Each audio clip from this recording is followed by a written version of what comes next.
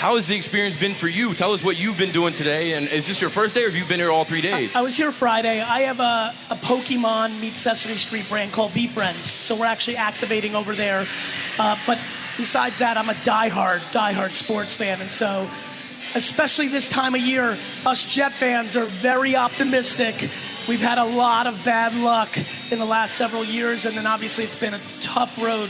The longest drought in North American sports is my New York Jets of making a playoff appearance. I thought you were going to say it ends this year. I think it's going to end this year. Yeah. The problem with football, unlike my beloved Rangers and my beloved Yankees and my beloved Knicks, injuries are not as big of a factor. With the NFL, you see what's already going on. Milano's already hurt up in Buffalo, right? JJ. Sam Darnold's playing all year in Minnesota this year. Like, the NFL's a different animal, and so even if we come off hot, God forbid we get hurt, it changes the variable. So there's a lot of hopes and prayers about staying healthy. If we stay healthy, we've got a real squad. But you know what? Did you see that spin move by Will McDonald? Did you see Will McDonald's spin move? We're going to hype up Will McDonald. You have to hype up Will McDonald. That spin move was crazy. Jermaine Johnson went crazy last year in year two. Sauce, Michael Carter in the secondary. The two rookie running backs look crazy. I mean, this is a very strong football team, and if the offensive line stays healthy and keeps Aaron safe, I think we have a very substantial season. You know who wasn't on my radar until Quinnen Williams mentioned him last night? Takk McKinley. All the talk about Hassan Reddick not being there, Takk McKinley's there. Bro, we have a lot of play. Javon Kinlaw's there. And let's just call a spade a spade. People have feelings about Coach Saleh. All that's happened here is we went from the worst defense in football to one of the best. Don't forget Quinnen Williams' first couple years were ugly. Yeah. Like, Sauce Gardner's a generational talent, but you still got to coach that up. Mm-hmm. Michael Carter's a fifth-round pick. Quincy Williams was cut. So this team has been able to build a massive defense. The offensive side of the ball has been the problem. Yeah.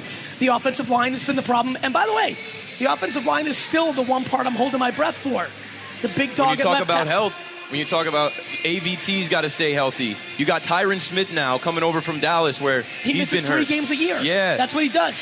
Can I make a plea right now on the fan that AVT sits out the Broncos game?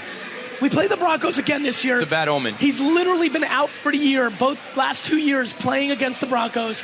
I'm just making a plea to Jets ownership, Joe Douglas and Coach Saleh. Can we please let AVT give him the week off? Just sit the Broncos week off against Denver. You're talking about health. I've been saying this about the Jets. I've been saying that with Aaron Rodgers going down in 4 plays and going through the experience of last year, they're better served this year. Nathaniel Hackett, you just mentioned the offensive side of the ball. Nathaniel Hackett in year 2 is going to be better. He knows the personnel better. He knows Breece Hall is a workhorse. And Aaron Rodgers is going to overrule him every time. They stacked up the offensive line. They have Mike Williams. They have Alan Lazard, who came here to play with Aaron Rodgers. Braylon Allen is a beast as the youngest guy in the NFL. I think this offense is going to be so much improved with Aaron Rodgers and Nathaniel Hackett in year 2. Yeah, I mean, look, Aaron Rodgers is a co-offensive coordinator with Nathaniel. I think everybody knows that. And then to your point, when you think about what Mike Williams was saying, Tyler Conklin is a meaningful tight end if you watch carefully. The offensive line is dramatically better. Corley, who we took in the 3rd round, looks like a player. Look, it's so hard because we're so beat up as Jet fans to allow ourselves to go there. But on paper, and don't forget, the rest of the AFC East is taking a real beating. Milano is now hurt. Yeah. Might be out for the year or at least into late December. The Patriots just traded away Matthew Judon. I don't know what they're going to be. I just have no idea what's going on up in New England, but I'm enjoying it immensely. Mayo's first year. And I think the Dolphins are actually got decimated in free agency, and they're taking a step back. So, I think at the end of the day, there hasn't been a year on paper for the Jets to be this optimistic, and they're deep. Even if, God forbid, the worst thing happens and QB1 goes down, Tyrod Taylor's our there. backup's a totally different animal than we've had in the past, and so you got to hold your breath and be excited. Shout out to the Jets fans in the building. Jets, Jets. Now, you know what I said Friday when I came in here? The Knicks fans were the biggest group of fans represented. It actually made me appreciate Jalen Brunson more, seeing how people mobbed him, how people lined up for his signing, his autograph signing. Let's talk about the Knicks for a second. Your year will be great if you go from the Jets making the playoffs into another Knicks run. For some of the OGs in here that are a little older, we all remember 98. You know, the Jets made the AFC Championship game. The Knicks were obviously in their prime. This sets up to be that year. For us Jets Knicks fans, the combo of the upside of both teams coming into a season has been 25 years in the making. This Knicks team with the Villanova 4 locked in and pretty much, I mean, really, besides the Isaiah loss to OKC. Still got Mitch. Everything. Mitch is still there. I remind all my Knicks friends, like, Mitch is still there. Julius coming back. Obviously, he's injury prone. But, yeah, I mean, Julius is a monster player. I know people have different feelings, but this Knicks team is set up for success. I think everybody's incredibly optimistic about it.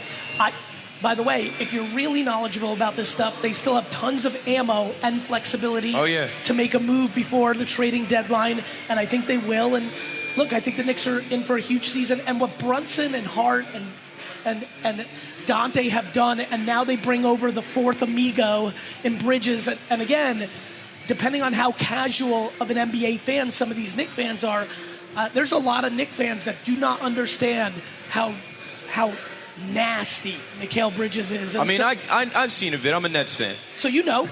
When he first came over here, we were like, he's a KD replacement. He was going for 30, 35 a game, hitting mid-range shot, reminding us with his mid-range shots of KD.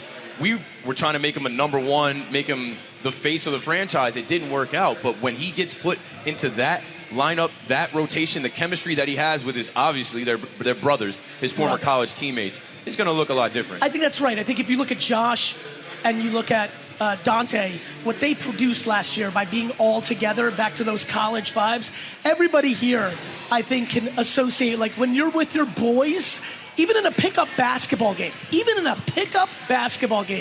when you're running with your boys, your energy's a little different. Oh, yeah. And so, I mean, look, this is as exciting, and this is the best time right now.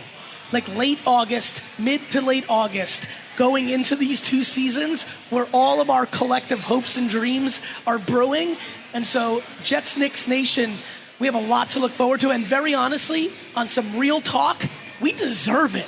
It's been rough. It's been a rough 2 decades. I look around the crowd and see some kids under 25, and I'm like, man, they've never had it good.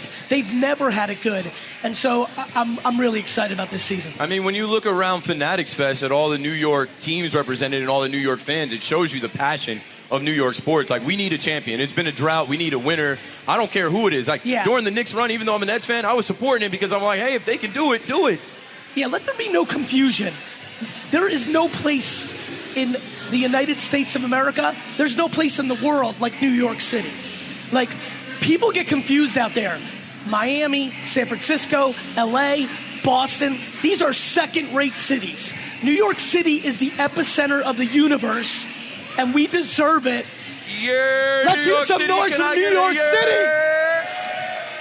There it is. When New York is going, there's nothing like it. You see it. You saw the Knicks last year in their run. Yep. You can see what happens. This city deserves it. And I think the Knicks and the Jets deserve it most. With all due respects to all the other teams, those two teams especially really deserve it. Gary, you're the man, bro. I got to end this way. Like, you're talking about these kids, these fans, people in this city. Man, I was following your stuff. I'm a Jersey guy, right? I was watching your YouTube channel. I was watching all the stuff you were putting out. It's so motivational. Thank you, man. You were telling people to quit their jobs. I took that advice so literal. I quit my job. You were telling people, if you're good enough, go out and do it. People will find you, nothing stopping you. I took your advice, and look where I'm at now. Proud of you, my man. I never thought I'd meet you this way. I've been trying to meet you for years. Such a pleasure. Thank you for having me. Thanks for joining us. Everybody enjoy the festival. Gary V, ladies and gentlemen.